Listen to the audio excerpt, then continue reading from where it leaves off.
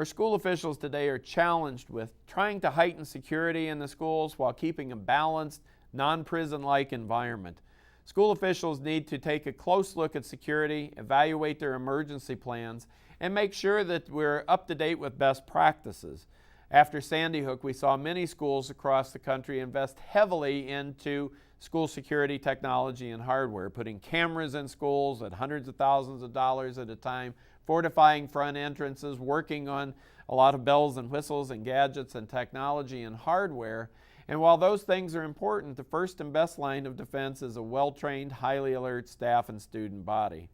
So school officials need to evaluate their security, look at their physical security, crime prevention practices, everything from whether their PA system is functioning to how they do lockdowns and evacuations. How would you mobilize transportation at 10:30 in the morning if you had to evacuate your entire campus? Do you do lockdowns, but also during lunch period, between class changes, and near student arrival and after dismissal? Many of the fundamental best practices are simple,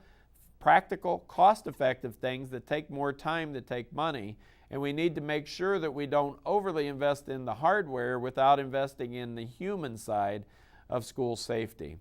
Make sure that you're evaluating your school security, that you're looking at your school emergency plans to make sure that what you have on paper would work in a real emergency, to make sure that you do tabletop exercises, taking those plans you have on paper and going through a hypothetical scenario for a half a day to see if they would really work in practice. We encourage you to visit our website at schoolsecurity.org for information on school security assessments and emergency planning reviews, as well as tabletop exercises and many other free best practice tips on how to assess and evaluate your security and some of the fundamental security